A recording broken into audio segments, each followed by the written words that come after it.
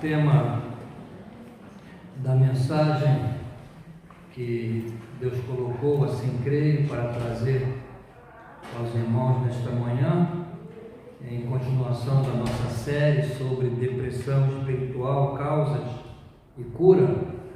O tema é como vencer a tirania das circunstâncias. Isso é importante porque a tirania das circunstâncias é uma das causas, uma causa poderosíssima que pode roubar a alegria e a felicidade do cristão.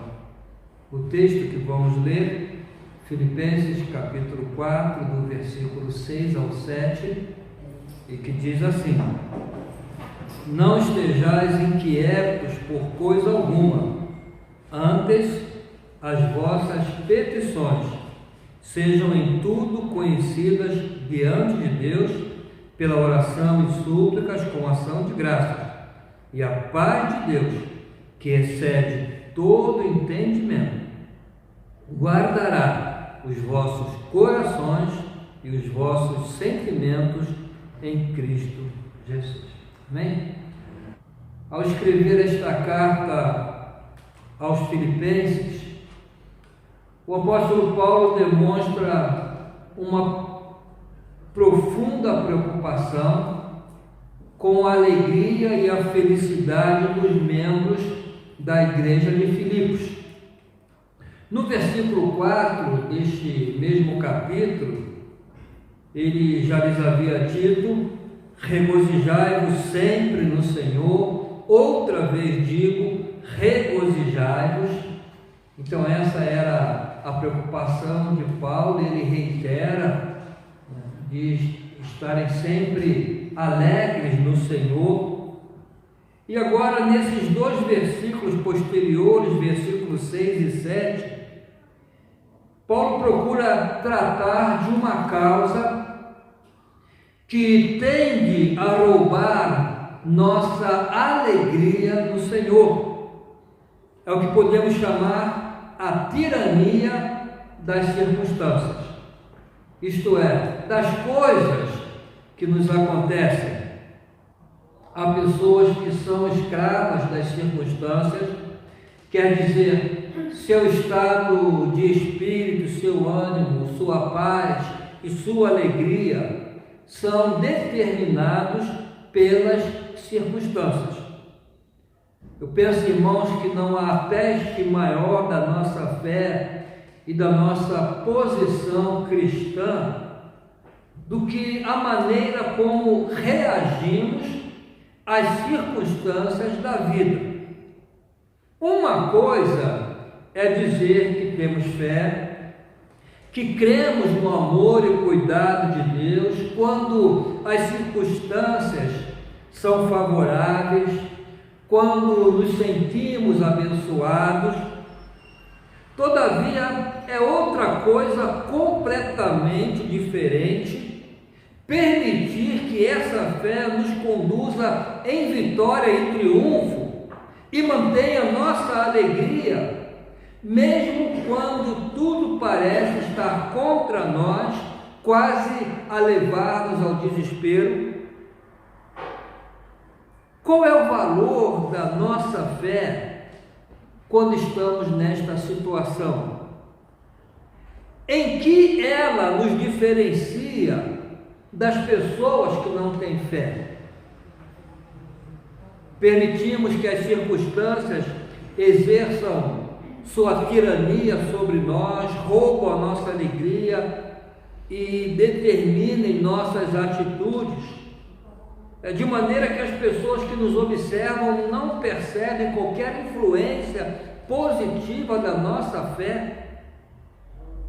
Irmãos, essa é uma questão importante que tem a ver tanto com a nossa paz interior e contínua alegria no Senhor, como também com o nosso testemunho cristão nesses dias difíceis que estamos a viver principalmente.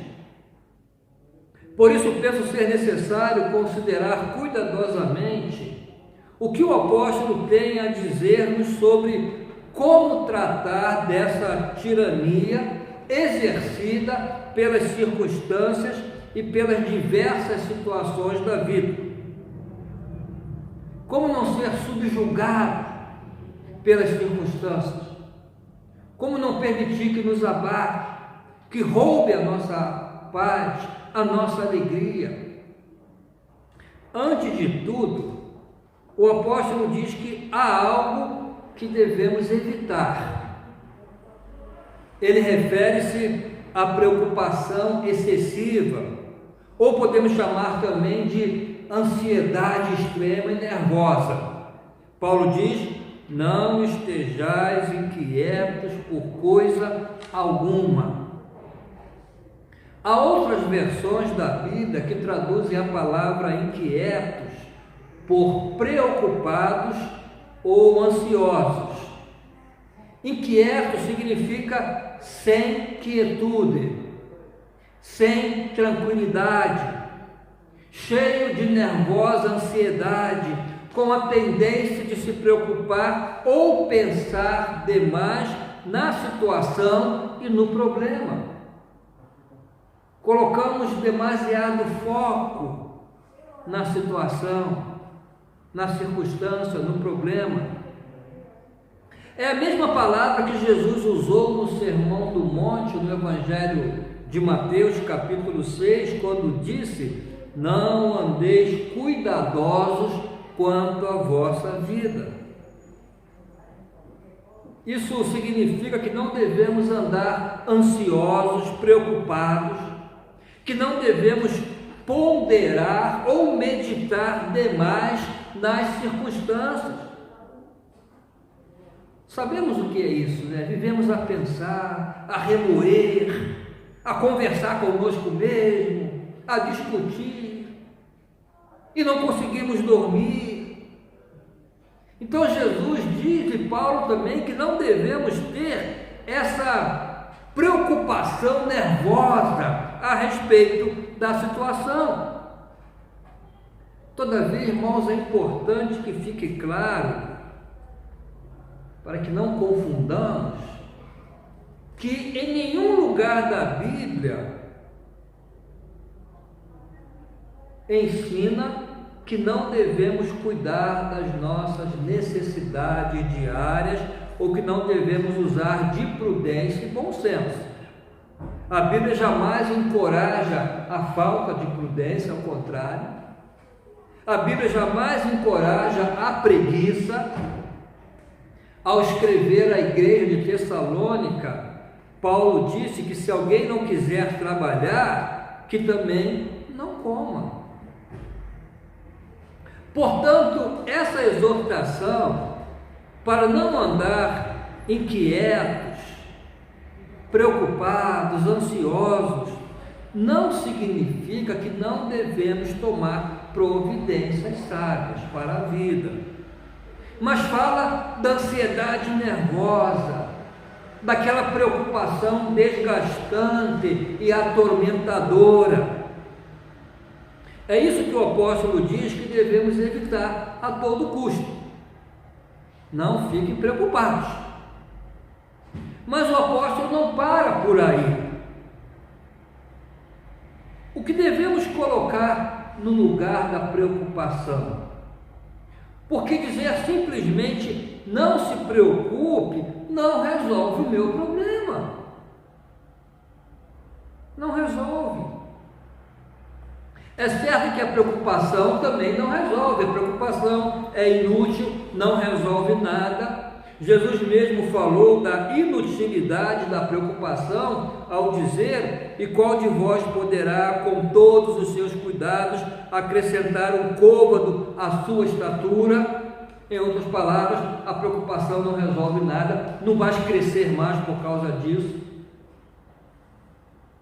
Mas simplesmente dizer não se preocupe também não resolve nada, porque o problema continua. Está ali a angustiar-me, a ocupar o meu pensamento, a tirar-me o sono, a roubar-me a paz. Então é preciso colocar algo no lugar da preocupação. Não basta dizer, não se preocupe. E é isso que o apóstolo Paulo nos ensina. Ele não se limita a dizer, pare de se preocupar. O problema é real e naturalmente produz preocupações. Então não basta dizer, pare de se preocupar, porque a situação permanece e é ela que está a causar essa ansiedade na minha mente, no meu coração. Então, o que o apóstolo diz que devemos fazer?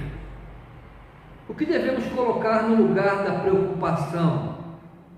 Ele apresenta a solução da seguinte forma: antes, as vossas petições sejam em tudo conhecidas diante de Deus. Essa é a resposta de Paulo. Antes quer dizer, no lugar da preocupação, em vez de ficar preocupado, coloque a situação que está a preocupar-te diante de Deus. Talvez algumas pessoas que estejam a passar por sofrimentos prolongados possam dizer, já tentei isso, já orei e não funcionou, não encontrei a paz que estás a falar, não obtive resposta, não adianta dizer-me para orar. Felizmente para nós, irmãos, o apóstolo também entendeu isso e deixou-nos instruções específicas sobre como cumprir essa sua exortação. Ele diz, não estejais inquietos por coisa alguma, antes as vossas petições sejam em tudo conhecidas diante de Deus, pela oração e súplicas com ação de graças. O apóstolo aqui não está simplesmente a amontoar palavras, mas está a falar de forma ponderada, bem pensada e com sabedoria para mostrarmos como tornar nossas petições conhecidas diante de Deus. Como devemos fazer isso? Primeiro ele diz que devemos orar, pela oração. Agora observem que ele estabelece uma diferença entre oração, súplica e ação de graças. Há diferença. O que ele quer dizer com oração aqui? Esse é o termo mais geral e significa entrar na presença de Deus e reconhecer quem Ele é, com louvor, com adoração, porque oração é isso, irmãos, é entrar na presença de Deus. Não é fazer pedidos. Oração é comunhão com o Senhor, relacionamento com o Senhor. Paulo distingue oração de petições. Então, oração aqui não é fazer pedidos a Deus, mas entrar no relacionamento com Deus. Se parece que tens problema de difícil solução, se estás sujeito a ficar ansioso e preocupado e alguém te diz para orar, não corras a Deus com tuas petições, esse não é o caminho certo. Não vai resultar em paz depois, vais continuar preocupado. Então não corras a Deus com sua preocupação, com as suas petições. Antes de tornar tuas petições conhecidas diante de Deus, ore, louve, adore. Isto é, entre na presença de Deus e esqueça os teus problemas por um pouco. Não olhe as circunstâncias, não. Olhe o seu amor. Coloque o foco em Deus.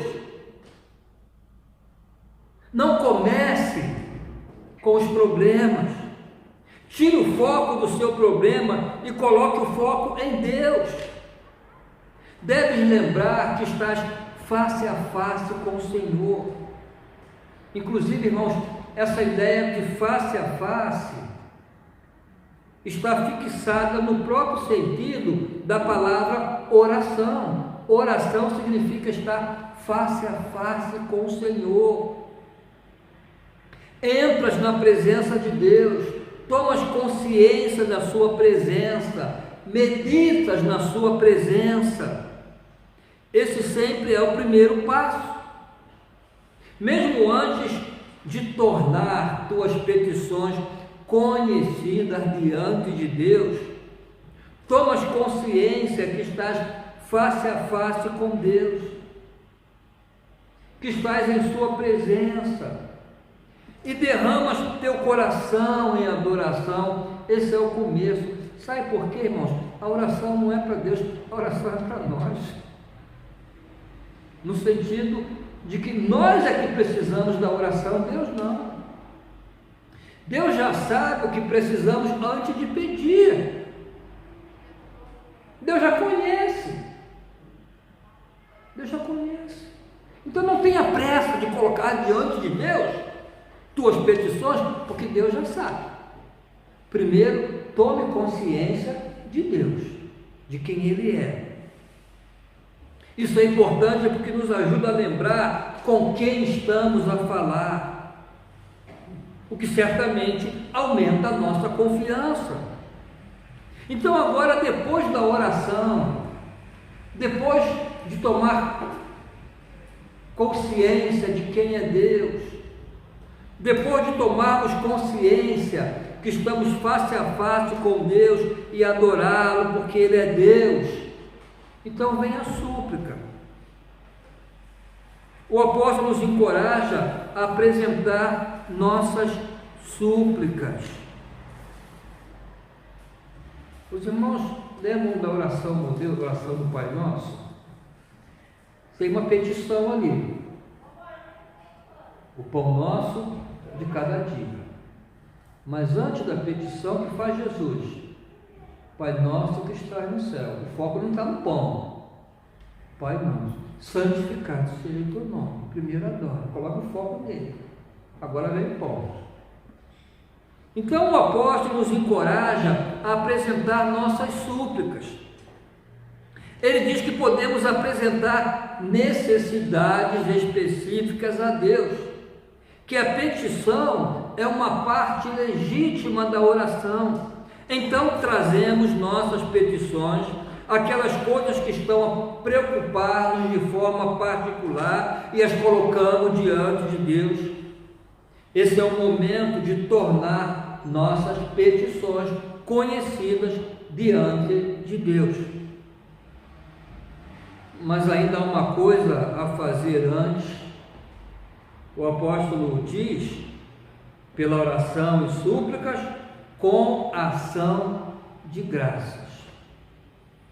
Esse é um dos termos mais importantes dessa lista, e é exatamente nesse ponto que muitos se desviam quando estão nesta situação de preocupação extrema devido às circunstâncias. Irmãos, eu quero deixar claro aqui, o apóstolo não está interessado em apresentar uma fórmula para a oração, não é isso. Paulo não está a tratar de uma liturgia para a oração, que tem que seguir isso, porque se não segue essa liturgia, Deus não vai ouvir, não é isso. Não está a apresentar uma forma de orar, não. A preocupação do apóstolo é como enxergas a oração e como enxergas o Deus a quem estás a orar. Que sentimentos e convicções dominam tua mente, teu coração, quando dobras o teu joelho para derramar tuas súplicas diante de Deus? Tens a convicção de que estás a falar com Deus e de quem é Deus? Isso é importante, porque se ao orares não tens uma visão correta do Deus a quem estás a orar. Se tens qualquer ressentimento contra Deus, queixa, mágoa, como é isso, pastor? Às vezes tem gente que tem. Se desconfias da graça de Deus, do seu favor imerecido, não tens o direito de esperar que a sua paz guarde o teu coração e a tua mente. Se caímos de joelhos a sentir que Deus está contra nós, é melhor nos levantarmos. Devemos nos aproximar dele com ação de graças, com o coração cheio de gratidão, não com medo, nem com ressentimento, nem com dúvidas. Não podemos ter qualquer dúvida em nosso coração sobre a bondade do Senhor. É isso que Paulo está a ensinar-nos. Não pode haver qualquer indagação ou desconfiança. Devemos estar agradecidos. Devemos ter razões positivas para dar graças a Deus. Temos nossos problemas e dificuldades, porém, quando estamos de joelhos, ameaçados pela tirania das circunstâncias, devemos perguntar: pelo que posso dar graças a Deus? Estou com um problema nesse momento, mas posso dar graças a Deus por minha salvação, porque Ele enviou o seu Filho para morrer na cruz por mim, pelos meus pecados. Estou a enfrentar um problema terrível, eu sei, mas Ele fez isso por mim. Vou derramar meu coração em ação de graça diante de Deus por essa tão grande e preciosa salvação que custou o sangue do seu Filho. E vou agradecer-lhe também pelas muitas bênçãos que recebi no passado e até hoje. Precisamos trazer à nossa mente razões para agradecer e louvar a Deus. Devemos lembrar-nos que Ele é nosso Pai, que nos ama tanto, e que deu Jesus para morrer por nós. Então isso, irmãos, deve levar-nos ao argumento lógico apresentado por Paulo aos Romanos, capítulo 8, versículo 32, aquele que nem mesmo a seu próprio Filho poupou, antes o entregou por todos nós, como nos não dará também com ele todas as coisas? O argumento é que se Deus fez a coisa mais suprema por nós, na morte de seu Filho na cruz, não nos vai abandonar agora.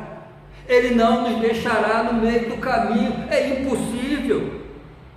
Com certeza Ele nos ouvirá e cuidará de cada situação, de cada problema que pode estar a angustiar-me neste momento.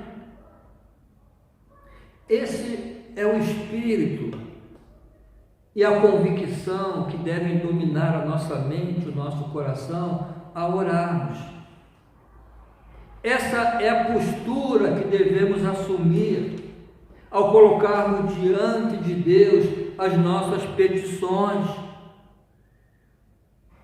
Passemos agora para a graciosa promessa de Deus a todos que fazem isso.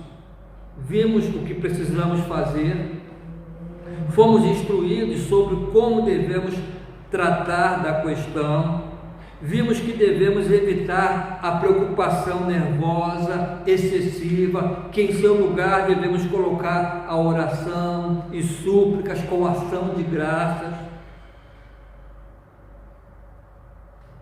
Agora vem a graciosa promessa a todos que fazem o que o apóstolo diz, versículo 7.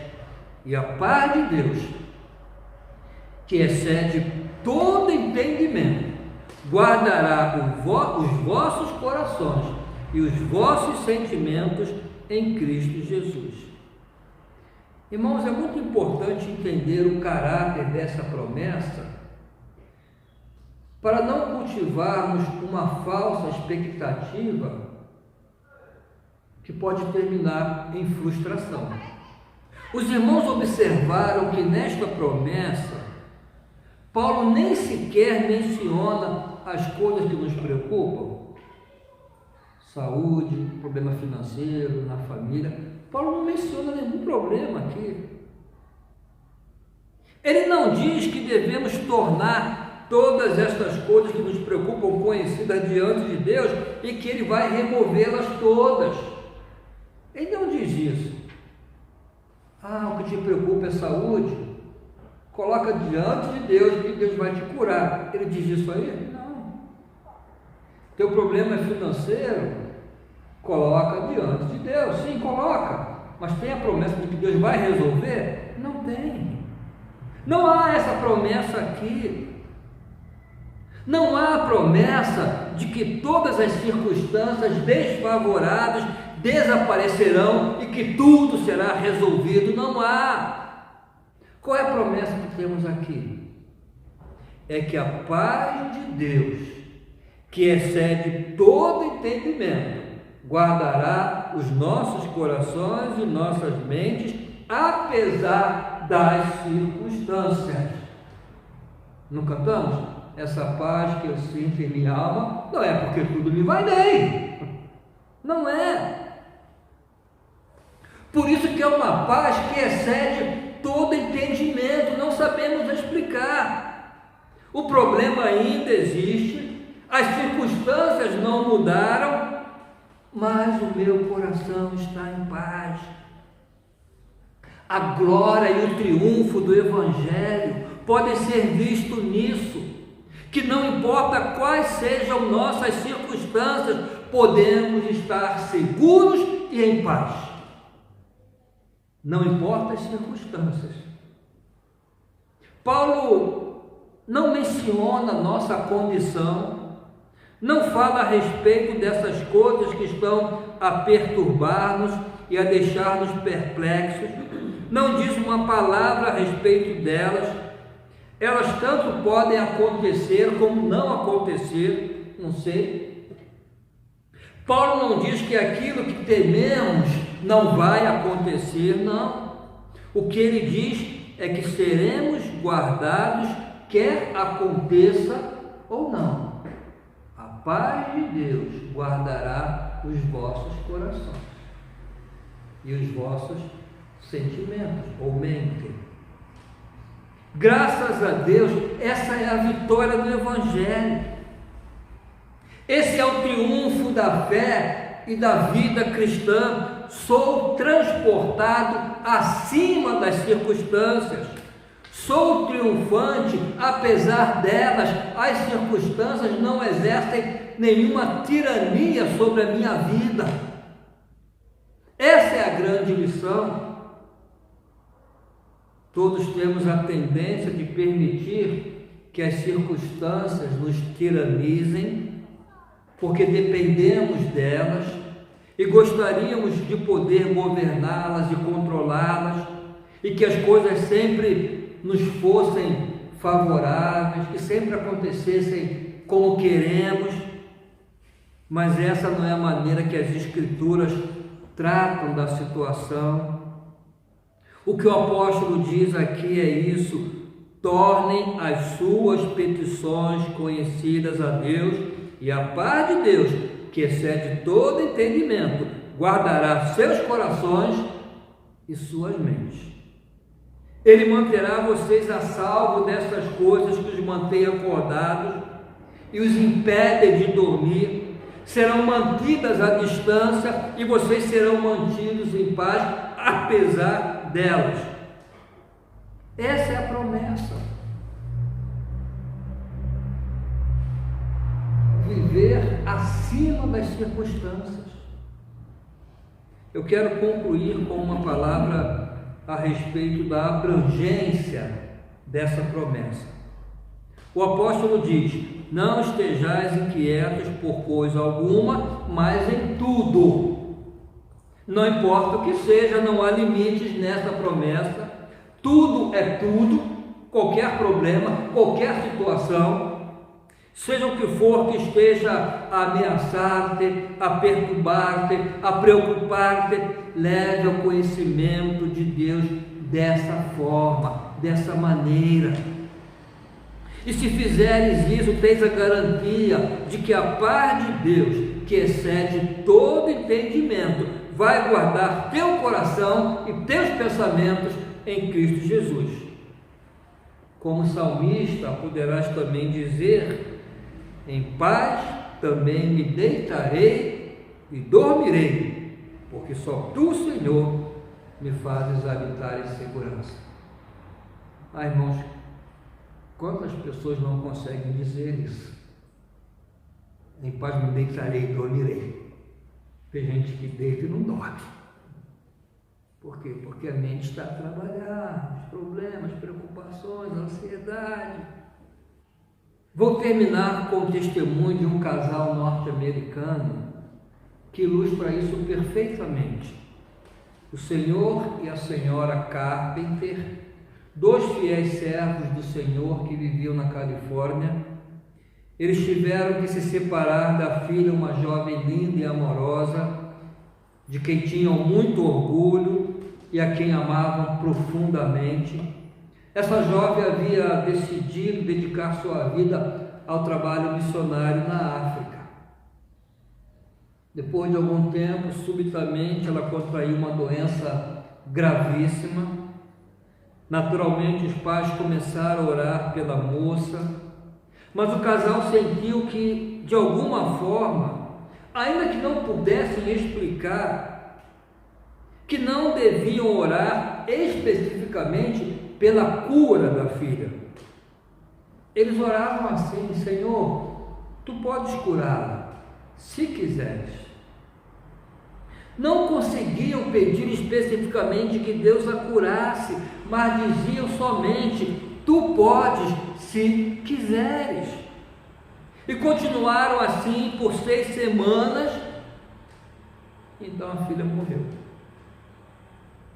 Na manhã em que ela faleceu, o pai disse à esposa: sabe, apesar de toda a dor que estou a sentir, sinto uma profunda calma interior.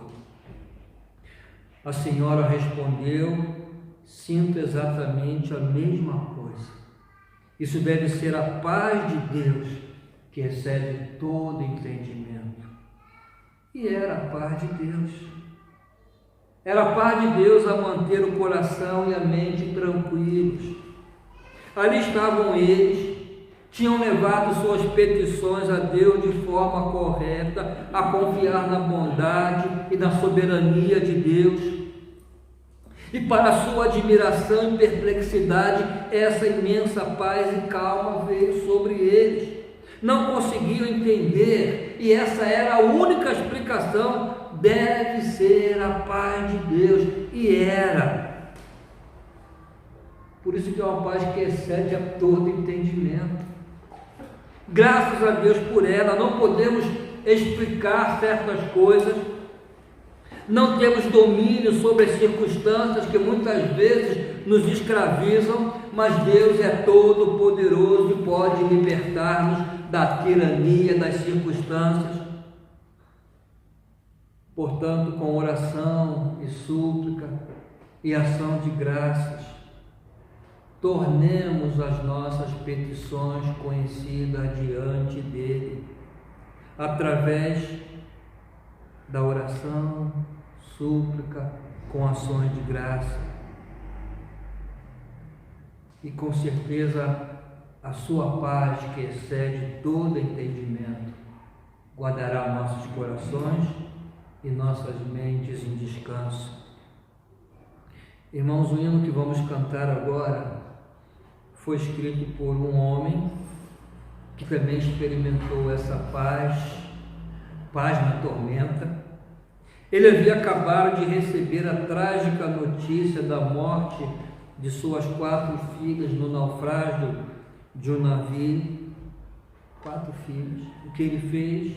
Desesperou-se, reclamou de Deus, entrou em depressão, rebelou-se, não.